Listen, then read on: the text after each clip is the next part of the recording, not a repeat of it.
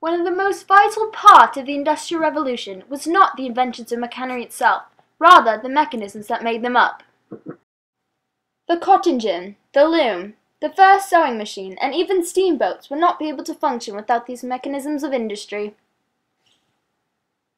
Eli Whitney was the first man to come up with such machinery. He invented a drilling machine, as well as a milling machine that cut metal objects into identical fashion, establishing what was known as interchangeable parts.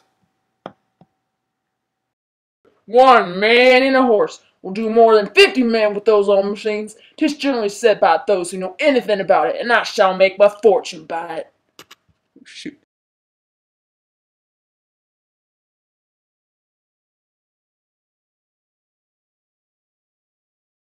The significance of his invention was so revolutionary because it sped up the production and made repairs so easy that even workers with a low skill level could produce it. Whitney's interchangeable parts was first used in the construction of guns. However, within a few short amount of time, his mechanization took root in other industries as well.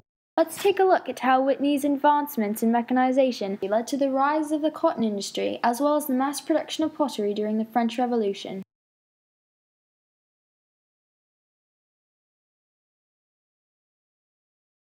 Cotton cane, one of the most vital crops that grew in southern areas of America before the 21st century. Hundreds of plantations were set up growing cotton for much of the population's clothes. Picking cotton was often difficult and long-lasting job, and even worse, separating the cotton seeds from the cotton balls was painful, slow, and inefficient. Soon the separation of cotton seeds became more simplified and efficient with the help of Eli Whitney, not only the inventor of interchangeable parts, but the creator of revolutionizing the cotton gin. A worker would feed the freshly picked cotton into one end, and with one crank of the handle, the fine brushes would separate the seeds, producing clean cotton out the other end. However, not many farms could afford to buy this machinery or the skill to produce such a machine. This was where Eli's interchangeable parts came in.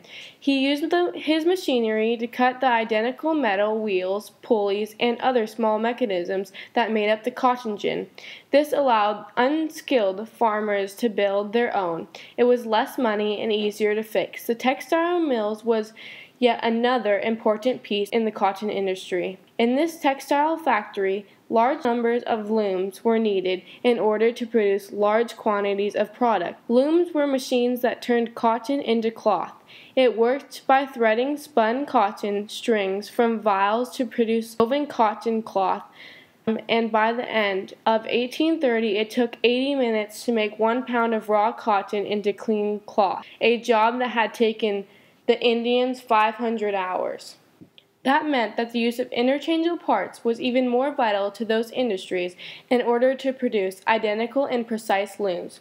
Toyota, a famous and successful car brand today, used automated looms in the mid-20th century. Their first successful car model was called the Tsukichi Toyota in Japan. It used the 3G automated loom like the ones in the textile mills to switch the gears and turn off or on the brakes. The interchangeable parts helped Toyota to create a quicker, more accurate, and large amount of cars in the Industrial Revolution. Mechanization in the industry helped create the mass production of pottery because it offered two advantages. It first increased productivity for the manufacturer and lowered prices for the consumer. The lower prices for the consumer was because they could produce higher quality pottery faster using less labor, which would reduce the cost of production. Like other countries, Britain had many small pottery workshops where craftsmen made a few plates and cups at a time. Much of this activity took place in part of the Midlands that possessed good clay, coal for firing, and lead for glazing. There, Josiah Wedgwood, the son of a potter, started his own pottery business in 1759. Wedgwood's most important contribution lay in producing ordinary porcelain cheaply by the means of division of labor.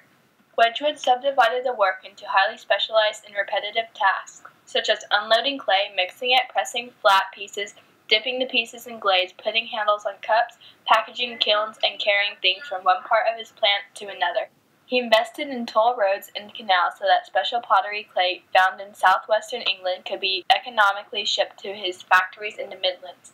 In 1782, the naturalist Erasmus Darwin encouraged him to purchase a steam engine. The engine that Wedgwood bought was the first to be installed in a factory. These were radical departures from the age-old methods of craftsmanship, but the division of labor and new machinery allowed Wedgwood to lower the cost of his products while improving their quality and to offer his wares for sales at lower prices.